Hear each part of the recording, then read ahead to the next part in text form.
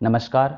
स्वागत है आपका अपने YouTube channel rainbow science circuit पर, जहां आपको रेगुलरली क्लास 9th और 10th के साइंस सब्जेक्ट के वीडियोज उपलब्ध करवाए जा रहे हैं। और मुझे उम्मीद है कि आप सभी को इससे बहुत कुछ लाभ मिल रहा होगा। आज का क्लास हम शुरू करने जा रहे हैं और आज के क्लास में सबसे पहले क्लास 10th के केमिस्ट्री के दूसरे अध्याय second chapter acid base and salt अम्ल क्षारक एवं लवण को आगे बढ़ाएंगे। और जैसा कि आप सभी को पता है, जो लास्ट क्लास हम लोगों का था, लास्ट वीडियो था हम लोगों का, उसमें आपने पढ़ा था साधारण नमक से रसायन, केमिकल्स फ्रॉम कॉमन सॉल्ट। इस पर हम लोगों ने बृहद रूप से चर्चा किया था लास्ट क्लास में। और वहां आपने पढ़ा था कि जो साधारण नमक है वह केवल हमारा एक खाद्य सामग्री ही नहीं है, एक भोजन ही नहीं है, केवल उससे हम लोग भोजन ही नहीं ग्रहण करते हैं, बल्कि उस साधारण नमक का विज्ञान में बहुत सारा उपयोग है, व्यापक उपयोग है, बृहद उपयोग है। और उस साधारण नमक को एक तरह से कहा जाए तो रसायनों का, केमिकल्स का रॉ मटेरियल भी कहा जा सकता है, कच्चा पदार्थ भी कहा जा सकता है। कच्चा पदार्थ कहने का मतलब जैसे आपके घर में पेड़ा, रसगुल्ला और कई तरह की मिठाइयाँ बनती है, तो उसका जो कच्चा पदार्थ होता है वो दूध होता है, मिल्क होता है। और उस दूध से ही ये ढेर सारी मिठाइयाँ तैयार की जाती है। ठीक उसी तरह से यहाँ जो आज का टॉपिक हम शुरू करने जा रहे हैं, इसके लिए हमने पिछले क्लास में आपको बताया था कि साधारण नमक हमारे भोजन का, हमारे खाद्य पदार्थों का एक अभिन्न हिस्सा है। ये बात सही है, लेकिन साधारण नमक के और भी बहुत सारे उपयोग हैं। और इस साधारण नमक से हम लोग क्या प्राप्त करते हैं, क्या तैयार करते हैं? कई तरह के रसायन, कई तरह के केमिकल्स तैयार करते हैं। और लास्ट वीडियो में आपको यह भी बताया गया था कि साधारण नमक से जितने भी केमिकल्स, रसायन प्राप्त होते हैं, उनमें से 4 रसायन सबसे महत्वपूर्ण है, जो हमारे सिलेबस में है, हम लोगों को पढ़ना है। और उन चारों रसायनों को एक बार फिर से मैं याद दिला दूं। पहला रसायन था सोडियम हाइड्रोक्साइड, जो आपने पढ़ा, आज के क्लास में पढ़ेंगे हम लोग। दूसरा रसायन था हमारा विरंजक चूर्ण, ब्लीचिंग पाउडर। तीसरा रसायन था हमारा बेकिंग सोडा। और चौथा रसायन था हमारा धोने का सोडा या धोबन सोडा, वॉशिंग सोडा। तो आइए हम लोग आज अपना काम स्टार्ट करते हैं, प्रारंभ करते हैं और पहले रसायन से चर्चा आरंभ करते हैं। आज का हमारा पहला रसायन जो साधारण नमक से प्राप्त होने वाले रसायन है। रसायन तो बहुत सारे हैं विज्ञान में, लेकिन जो साधारण नमक से, कॉमन सॉल्ट से या सोडियम क्लोराइड से जो रसायन हम लोग प्राप्त करते हैं, उसमें पहला रसायन हमारा है सोडियम हाइड्रोक्साइड। आइए देखिए, लिखा गया है यह साधारण नमक से प्राप्त होने वाला एक महत्वपूर्ण रसायन है। अब देखिए, साधारण नमक से जितने भी रसायन प्राप्त होते हैं, जितने भी केमिकल्स प्राप्त होते हैं, उनमें सोडियम हाइड्रोक्साइड सबसे महत्वपूर्ण है। कैसे ये प्राप्त होता है उसको देखा जाए।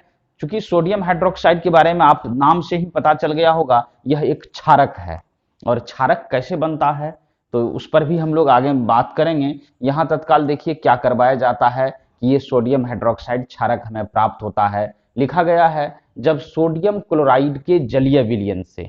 अब जलीय विलयन का मतलब सोडियम क्लोराइड, मतलब साधारण नमक, उसको पानी में घोल देंगे, जल में घोल देंगे, तो जो विलयन प्राप्त होगा, जो सॉल्यूशन मिलेगा हम लोगों को, वही हो जाएगा सोडियम क्लोराइड का जलीय विलयन। तो सोडियम क्लोराइड के जलीय विलयन से विद्युत धारा प्रवाहित की जाती है, मतलब विद्युत धारा, इलेक्ट्रिक करंट प्रवाहित की जाती है।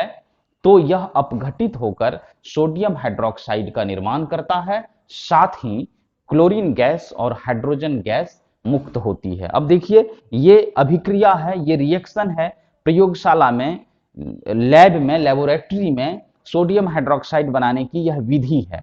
कि सबसे पहले, चूंकि हमारा जो हेडिंग था पिछले वीडियो का, उसमें आपने देखा था हम लोग शुरुआत किए थे साधारण नमक से रसायन। तो साधारण नमक से ही आपको कुछ भी काम यहाँ करना है। तो सबसे पहले साधारण नमक का जलीय विलयन बना लेंगे, नमक को पानी में घोलकर विलयन तैयार कर लेंगे। और प्रयोगशाला में एक उपकरण होता है, एक यंत्र होता है, जिसको विद्युत अपघटन यंत्र कहते हैं। विद्युत अपघटन का मतलब है, अपघटन मतलब टूटना, तोड़ना। तो विद्युत धारा के द्वारा किसी रासायनिक पदार्थ को तोड़ देने की क्रिया, अपघटित कर देने की क्रिया ही विद्युत अपघटन कहलाती है। तो उसके लिए क्या होता है, एक सेल होता है। सेल, जो बैटरी आपने सुना होगा, उसी का एक दूसरा रूप है सेल। उसमें एक धन ध्रुव और एक ऋण ध्रुव होता है सेल में। तो उसी तरह का एक विद्युत अपघटय सेल होता है। उसी सेल में क्या किया जाता है, ये जो सोडियम क्लोराइड या साधारण नमक का जो जलीय विलयन है उसको डाल देते हैं, और सेल होगा तो आपको पता है उसमें दो ध्रुव होगा, दो पोल होगा, एक धन ध्रुव होगा पॉजिटिव प्लस वाला, और दूसरा एक ऋण ध्रुव होगा निगेटिव वाला। जैसे दो पोल होता है तो एक सेल में एक धन ध्रुव और एक ऋण ध्रुव, तो दो सेल में दो पोल होते हैं, दो ध्रुव होते हैं। उसी के बारे में देखिए यहाँ लिखा गया है, कैथोड जो हो गया वो ऋण आवेशित भाग हो गया, और यहाँ देखिए लिखा गया है जो एनोड है यह धन आवेशित भाग हो गया। तो उस सेल में, विद्युत अपघटय सेल में, सोडियम क्लोराइड के जलीय विलयन को या साधारण नमक के जलीय विलयन को डाल देते हैं और सेल से धारा प्रवाहित करते हैं, मतलब स्विच को ऑन करते हैं। जैसे स्विच ऑन होता है तो सेल में धारा का प्रवाह होने लगता है, धारा बहने लगती है, और जब धारा का प्रवाह होता है तो जो सोडियम क्लोराइड का जलीय विलयन है वह जल में घुला हुआ विलयन है, तो वह अपघटित होता है, टूटता है, और उसके बाद क्या प्राप्त होता है देखिए इस अभिक्रिया में। अब देखिए यहाँ जो अभिक्रिया है ये NaCl हो गया, सोडियम क्लोराइड जल के साथ मिला दिए तो ये जलीय विलयन हो गया सोडियम क्लोराइड का, और इससे क्या प्रवाहित करवा दिए, विद्युत धारा। जैसे विद्युत धारा प्रवाहित हुआ तो आपको प्राप्त होता है सोडियम हाइड्रोक्साइड जो एक क्षारक है, Cl2 मतलब क्लोरीन गैस, H2 मतलब हाइड्रोजन गैस।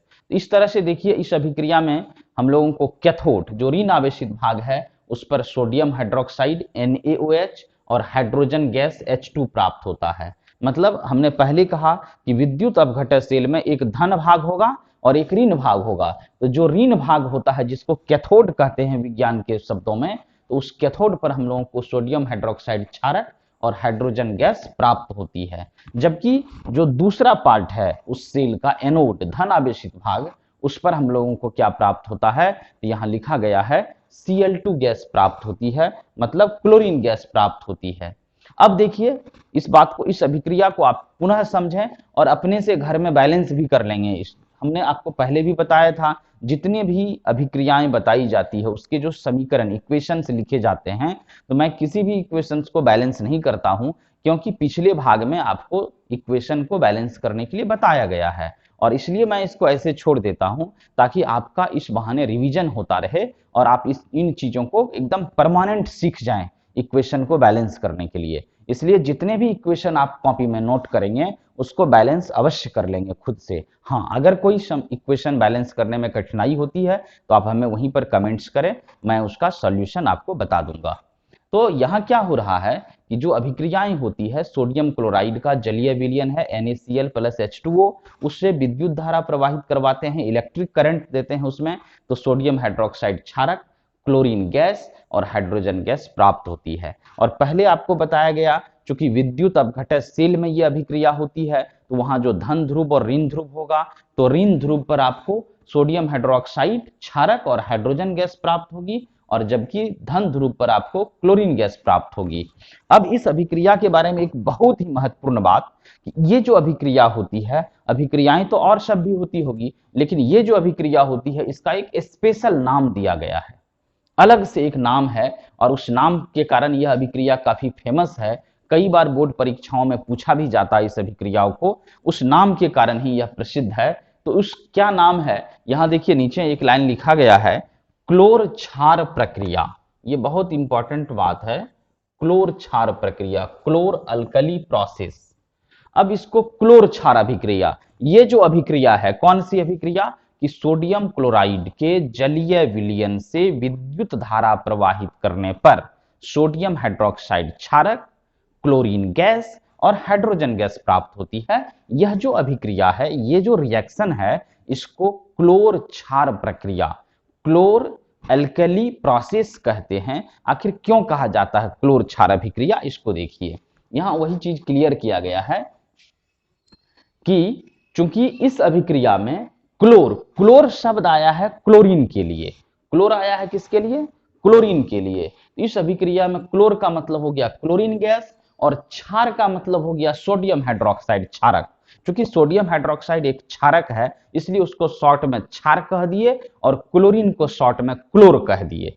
तो क्लोर क्षार, क्लोर हो गया क्लोरीन गैस और क्षार हो गया सोडियम हाइड्रोक्साइड क्षारक का निर्माण होता है। इसलिए इसे मतलब इस अभिक्रिया को क्लोर क्षार प्रक्रिया या क्लोर क्षार अभिक्रिया भी कह सकते हैं, क्लोर अल्कली प्रोसेस कहते हैं। अब देखिए ये बहुत इंपॉर्टेंट है कि ये जो अभिक्रिया होती है मतलब साधारण नमक से सोडियम हाइड्रोक्साइड जो क्षारक प्राप्त करने की अभिक्रिया होती है, तो इस अभिक्रिया में क्लोर का मतलब हो गया क्लोरीन गैस प्राप्त होती है और क्षार का मतलब हो गया, हम लोग पढ़े थे जल में घुलनशील या जल में विलय होने वाले जो क्षारक होते हैं उसी को क्षार कहते हैं। तो सोडियम हाइड्रोक्साइड ऐसा क्षारक है जो आसानी से जल में घुल जाता है। तो ये इस अभिक्रिया में क्लोरीन गैस और सोडियम हाइड्रोक्साइड क्षारक बनता है। तो एक क्लोर हो गया एक क्षार हो गया, इसलिए इस अभिक्रिया या इस प्रोसेस का एक स्पेशल नाम दे दिया गया है क्लोर क्षार प्रक्रिया, क्लोर एल्कली प्रोसेस। याद रखेंगे आप इसको ठीक से। अगर परीक्षा में पूछा जाता है कि क्लोर क्षार अभिक्रिया किसे कहते हैं, तो एकदम सरल शब्दों में आपको बात कहनी है कि जब सोडियम क्लोराइड के या साधारण नमक के जलीय विलयन से विद्युत धारा प्रवाहित करवाई जाती है तो सोडियम हाइड्रोक्साइड क्षारक, क्लोरीन गैस और हाइड्रोजन गैस प्राप्त होती है। रिएक्शन लिख देना है, नीचे लिखना है चूंकि इस अभिक्रिया में क्लोर मतलब क्लोरीन गैस और क्षार अर्थात सोडियम हाइड्रोक्साइड क्षारक का निर्माण होता है, इसलिए इस अभिक्रिया को क्लोर क्षार प्रक्रिया या क्लोर क्षार अभिक्रिया कहते हैं। बस यही बात है। ये जो क्लोर क्षार अभिक्रिया है, अब तो इस अभिक्रिया को मतलब सोडियम हाइड्रोक्साइड बनाने की जो अभिक्रिया है इसको क्लोर क्षार अभिक्रिया भी कहा गया। तो ये जो क्लोर क्षार अभिक्रिया है, इस अभिक्रिया में हम लोगों को 3 उत्पाद की प्राप्ति होती है, 3 प्रोडक्ट्स मिलते हैं और वो तीनों प्रोडक्ट्स यहाँ बोर्ड पर आपको दिख रहा है। सोडियम हाइड्रोक्साइड क्षारक प्राप्त हो रहा है, Cl2 क्लोरीन गैस मिल रही है, H2 हाइड्रोजन गैस मिल रही है। तो ये जो 3 प्रोडक्ट है, 3 उत्पाद है, ये तीनों उत्पाद काफी उपयोगी हैं। ऐसा नहीं है कि अधिकांश अभिक्रियाओं में क्या होता है कि कोई एक उत्पाद उपयोगी है बाकी का कोई उपयोग नहीं होता है, लेकिन यहां जो 3 उत्पाद आप देख पा रहे हैं ये तीनों उत्पाद हमारे लिए काफी महत्वपूर्ण है, काफी उपयोगी है, इसलिए इनके कुछ प्रमुख उपयोगों को हम लोग यहां जानेंगे। तो इस खंड में अब जब आगे बढ़ते हैं, हम लोग अपने काम को आगे बढ़ाते हैं, तो इस खंड में अब क्या देखेंगे कि ये जो क्लोर क्षार अभिक्रिया है या सोडियम हाइड्रोक्साइड प्राप्त करने की अभिक्रिया है, तो इसके फलस्वरूप जो हमें उत्पाद प्राप्त होते हैं, जो प्रतिफल प्राप्त होते हैं, जो प्रोडक्ट्स प्राप्त होते हैं, उनके क्या उपयोग है हमारे लिए। तो आइए शुरू करते हैं, सबसे पहले उत्पाद की चर्चा शुरू करते हैं। क्योंकि मुख्य उत्पाद हमारा वही है, उसी को प्राप्त भी करना था सोडियम हाइड्रोक्साइड को। तो जो सोडियम हाइड्रोक्साइड NaOH आपको प्राप्त होता है उसका क्या सब उपयोग है, यहां लिखा गया है पहले नंबर पर NaOH का उपयोग। फिर बात करेंगे हम लोग Cl2 का उपयोग और H2 का उपयोग। पहले शुरू करते हैं NaOH का उपयोग। ये जो NaOH है सोडियम हाइड्रोक्साइड है, इसका क्या क्या उपयोग है ये देखिए। पहला उपयोग लिखा गया है धातुओं से ग्रीज हटाने में। अब आप याद कीजिए, कई बार आप ऑटोमोबाइल्स की वर्कशॉप पर जाते होंगे बाइक को ठीक करवाने के लिए या कार को ठीक करवाने के लिए या अन्य कोई भी उस तरह का व्हीकल्स होगा उसको ठीक करवाने जब आप जाते होंगे तो वहां आपने देखा होगा कि जो अंदर का पार्ट्स होता है उसमें ग्रीज लगा रहता है। ग्रीज समझ रहे हैं, ग्रीज लगा रहता है। उस ग्रीज को आप पानी से धो करके अलग नहीं कर सकते, एकदम लगता है चिपक जाता है। कपड़ा से भी पोंछ पोंछ के अलग करना बहुत मुश्किल होता है, लेकिन अगर सोडियम हाइड्रोक्साइड क्षारक से उसको साफ किया जाता है तो वह ग्रीज बहुत ही आसानी से और बहुत अच्छे तरीके से साफ हो जाता है। तो वही धातु में से किसी धातु में अगर ग्रीज लग जाए तो वहां से सोडियम हाइड्रोक्साइड क्षारक के द्वारा वो ग्रीज आसानी से हट जाता है। तो वही पहला उपयोग लिखा गया है धातुओं से ग्रीज हटाने में। किसका उपयोग है या सोडियम हाइड्रोक्साइड का NaOH का उपयोग है। तो पहला उपयोग हो गया धातुओं से ग्रीज हटाने में। दूसरा उपयोग है साबुन तथा अपमार्जक के निर्माण में। अब साबुन तो समझते हैं, कपड़े धोने के साबुन, शरीर की सफाई के लिए प्रयुक्त होने वाला साबुन, बर्तन धोने के साबुन, ये कई तरह के साबुन हैं। और अपमार्जक होता है डिटर्जेंट पाउडर। डिटर्जेंट पाउडर खास करके जो कपड़े धोने के लिए पाउडर आप लाते हैं, जिसको हम लोग सामान्य बोलचाल में सर्फ कहते हैं, वो सर्फ दरअसल गलत शब्द है, उसको सर्फ नहीं कहना है, उसी का सही नाम डिटर्जेंट पाउडर होता है। आप देखेंगे ठीक से पैकेट पर डिटर्जेंट पाउडर लिखा रहता है, ना कि सर्फ लिखा रहता है। तो अपमार्जक हो गया डिटर्जेंट पाउडर। तो साबुन, सोप एंड डिटर्जेंट अपमार्जक के निर्माण में भी इस सोडियम हाइड्रोक्साइड क्षारक का प्रयोग होता है। उसके बाद कागज बनाने में कृत्रिम फाइबर, जो आर्टिफिशियल फाइबर है, आजकल जो इतने सारे चीज फाइबर के वाहन बन रहे हैं, कुर्सियां, बेंच, ढेर सारे चीज हैं, टेबल, बहुत सारा चीज फाइबर से, घरेलू ढेर सारी वस्तु है जो फाइबर से बनाई जा रही है। तो कृत्रिम मतलब जिसको मानव ने तैयार किया है, नेचुरल नहीं हुआ, वो आर्टिफिशियल हो गया। तो कृत्रिम फाइबर को बनाने में और कागज उद्योग में भी इस सोडियम हाइड्रोक्साइड क्षारक का उपयोग होता है। क्योंकि सोडियम हाइड्रोक्साइड क्षारक में सफाई करने का गुण होता है, इसलिए बहुत सारे कागज को आपने देखा होगा कि उसमें काफी चमक रहती है, उसके पेज जो होते हैं बहुत अच्छे रहते हैं, साफ सुथरे रहते हैं। उसी कागज को बनाने में, सफाई करने के लिए या कहिए चमक उत्पन्न करने के लिए उस कागज उद्योग में मिलाया जाता है सोडियम हाइड्रोक्साइड। इसलिए कागज के निर्माण में भी सोडियम हाइड्रोक्साइड का उपयोग हो गया और कृत्रिम फाइबर जो आर्टिफिशियल फाइबर होता है उसके निर्माण में भी सोडियम हाइड्रोक्साइड का उपयोग हो गया। और सब भी उपयोग होंगे, चूंकि केमिकल है, रासायनिक पदार्थ, इसके ढेर सारे उपयोग हो सकते हैं। इसलिए जो महत्वपूर्ण उपयोग था उसको मैं एक बार फिर से दोहरा दूं, धातुओं से ग्रीज हटाने में, साबुन तथा मार्जक, कागज और कृत्रिम फाइबर इत्यादि के निर्माण में इस सोडियम हाइड्रोक्साइड का उपयोग किया जाता है। अब आते हैं दूसरे नंबर पर, जो दूसरा उत्पाद है हमारा, मतलब जो सोडियम हाइड्रोक्साइड को बनाना था, तो उस अभिक्रिया को क्लोर क्षार अभिक्रिया कहते हैं। और इस क्लोर क्षार अभिक्रिया का जो दूसरा प्रोडक्ट है हमारा, वह क्या है? Chlorine gas. ये Cl2 गैस जो लिखा गया है क्लोरीन गैस, आइए देखते हैं इसका क्या उपयोग है। पहला उपयोग लिखे हैं जल को शुद्ध करने में। जल को शुद्ध करने में बड़े बड़े जो पानी के टंकी लगे होते हैं, उसमें जो जल आता है तो उसमें अशुद्धियां नहीं हो, कोई कीटाणु रोगाणु नहीं उत्पन्न हो जाए, तो उसको मारने के लिए, उसको नष्ट करने के लिए और जल को शुद्ध बनाने के लिए क्लोरीन गैस का उपयोग किया जाता है। इसलिए लिखा गया है जल को शुद्ध करने में। फिर स्विमिंग पूल में जो तैराकी करने के लिए आर्टिफिशियल तालाब होते हैं, उसी को स्विमिंग पूल कहते हैं। हम लोगों के यहाँ जो पहले बड़ी बड़ी नदियां होती थी, तो बड़े बड़े महानगरों में लोग तैरने के लिए अपने घर के अंदर ही उस तरह का पोखर तालाब की तरह बना के रखते हैं। वो पूरी तरह से कृत्रिम होते हैं और उसमें जल भरा जाता है, और चूंकि उसका जल बहता भी नहीं है तो जल तो गंदा हो जाता होगा, इसलिए उसको शुद्ध करने के लिए, जल में कोई कीटाणु रोगाणु नहीं उत्पन्न हो, तो उसके लिए उस स्विमिंग पूल में भी इस क्लोरीन का उपयोग किया जाता है, Cl2 का उपयोग किया जाता है। और हमने अभी पहले आपको कहा कि जल के कीटाणुओं को जब मार सकता है तो इसका मतलब अन्य जगहों पर भी कीटाणुओं को नष्ट कर सकता है, इसलिए रोगाणुनाशक तथा कीटनाशक के रूप में भी इस क्लोरीन का उपयोग होता है। किसी रोगाणु या कीटाणु को, रोगाणु का मतलब हुआ रोग उत्पन्न करने वाले छोटे छोटे जीव, कीटाणु तो ढेर सारे छोटे छोटे कीट जो इंसेक्ट होते हैं वो कीटाणु हो गया, तो रोगाणुनाशक और कीटाणुनाशक के रूप में भी या कीटनाशक के रूप में भी इस क्लोरीन गैस का उपयोग होता है। उसके बाद आपने सुना होगा ये पीवीसी का नाम, पॉलीविनाइल क्लोराइड। आजकल जो चापाकल का वो पाइप हम लोग देते हैं प्लास्टिक वाला, या फिर बिजली के जो तार होते हैं उसके ऊपर जो कवर होता है, रबर की तरह रहता है, वह भी एक तरह का पीवीसी है। और उस पीवीसी को बनाने में भी इस क्लोरीन गैस का उपयोग होता है। और दरअसल यह पीवीसी है क्या? Polyvinyl chloride. Polyvinyl chloride, P से पॉली, वी से विनाइल, सी से क्लोराइड। तो देखिए क्लोराइड मतलब क्लोरीन इसमें भी मिला हुआ है। इस पीवीसी के निर्माण में भी क्लोरीन का उपयोग किया जाता है। एक और बहुत महत्वपूर्ण कंपाउंड है, CFC का नाम भी आपने सुना होगा, क्लोरोफ्लोरोकार्बन। क्लोरोफ्लोरोकार्बन, इस CFC के निर्माण में भी इसका, क्लोरीन का उपयोग होता है। यह CFC खास करके रेफ्रिजरेटर, एयर कंडीशनर इत्यादि में प्रयोग किया जाता है। इस तरह से आप देख पा रहे हैं कि क्लोरीन गैस का उपयोग जल को शुद्ध करने में, स्विमिंग पूल में, रोगाणुनाशक तथा कीटनाशक के रूप में, PVC अर्थात पॉलीविनाइल क्लोराइड और CFC अर्थात क्लोरोफ्लोरोकार्बन इत्यादि के निर्माण में किया जाता है। तो ये था हमारा क्लोरीन का उपयोग।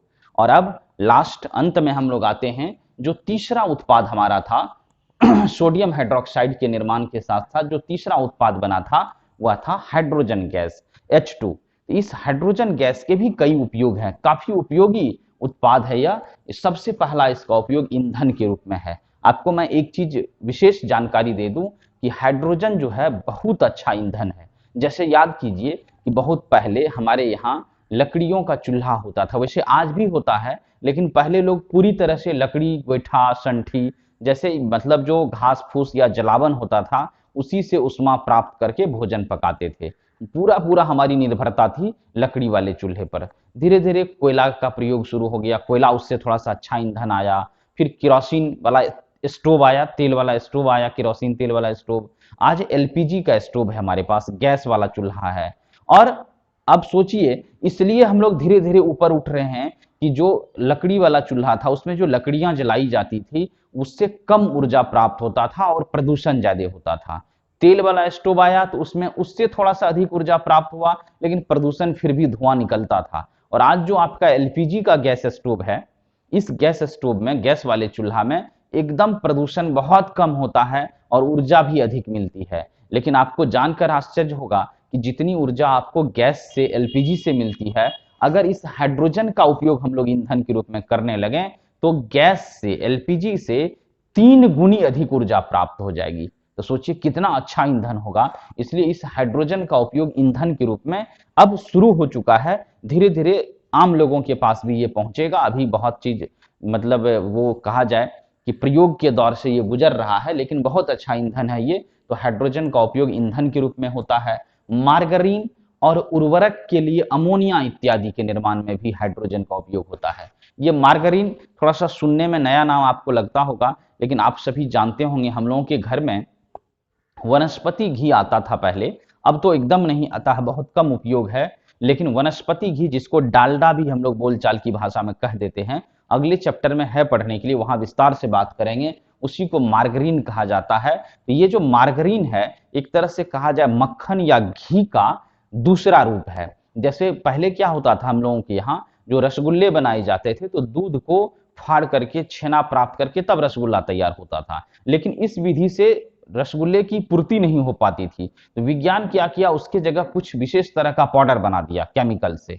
और आज वो पाउडर आपके पास मौजूद है, उसको आटा की तरह गूंथ लेते हैं और फिर उससे डायरेक्ट रसगुल्ला बन जाता है। तो कहा जा सकता है कि दूध का एक तरह से रूप ले लिया है, दूध का स्थान आज कौन ले लिया, वो पाउडर ले लिया। उसी तरह से जो कृत्रिम घी हो, मक्खन मतलब जो प्राकृतिक घी या मक्खन होता था, जो गाय भैंस के दूध से प्राप्त होता था, उसके जगह पर कुछ विशेष तकनीक के द्वारा, केमिकल्स का उपयोग करके, रासायनिक अभिक्रियाओं का उपयोग करके जो कृत्रिम तरीके से ये घी तैयार किया गया, जिसको हम लोग डालडा भी कहते हैं बोलचाल की भाषा में, उसी को मार्गरीन कहते हैं। पहले मार्गरीन को बनाने में, कुछ वर्षों पहले तक मार्गरीन को बनाने में एनिमल्स फैट का उपयोग होता था, जंतुओं के वसा या चर्बी का प्रयोग होता था। लेकिन अभी वर्तमान समय में कई तरह के वेजिटेबल ऑयल, जैसे सरसों का तेल, सूर्यमुखी का तेल, इस तरह से नारियल का तेल, जो भी पौधे से प्राप्त होने वाले तेल है, उसका उपयोग करके उसमें हाइड्रोजन मिला करके, इसलिए यहाँ हाइड्रोजन के उपयोग में लिखा हुआ है कि उसमें हाइड्रोजन मिला करके उससे मार्गरीन तैयार किया जाता है, वनस्पति घी तैयार किया जाता है, वही मार्गरीन है। और उर्वरक तो आप समझ रहे हैं, फर्टिलाइजर्स।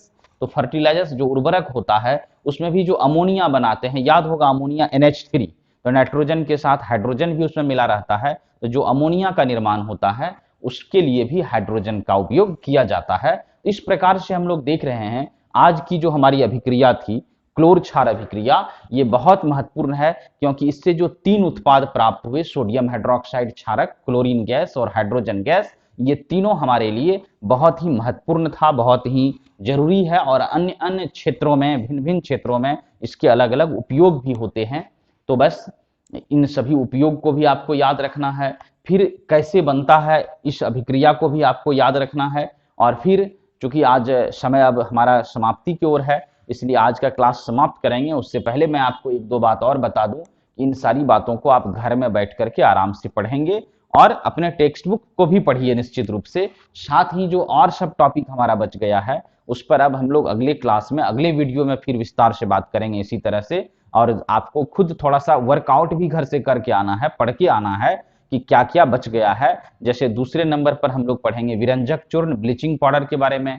तीसरे नंबर पर हमारी चर्चा होगी आपसे बेकिंग सोडा के बारे में। और चौथे नंबर पर हम अंत में बात करेंगे धोने के सोडा, वॉशिंग सोडा के बारे में।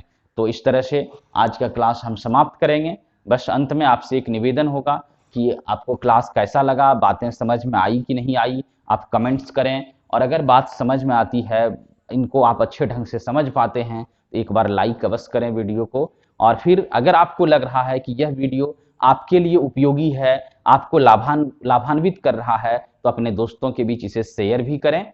और जो लोग लेट से चैनल पर जुड़े हैं, लेट से वीडियो देखना शुरू किए हैं, और अभी तक बहुत सारे लोग हैं जो हमारे अपने ही लोग हैं जो बहुत पहले से वीडियो देख रहे हैं लेकिन अभी तक वो चैनल को सब्सक्राइब भी नहीं कर पाए हैं, तो उनसे भी मेरा रिक्वेस्ट रहेगा कि आप जल्दी से जल्दी चैनल को सब्सक्राइब भी करें ताकि कोई भी वीडियोज, कोई भी अपडेट्स आपसे छूटे नहीं। जैसे ही हमारा वीडियो अपलोड होगा तो तुरंत आप तक नोटिफिकेशन चली जाएगी।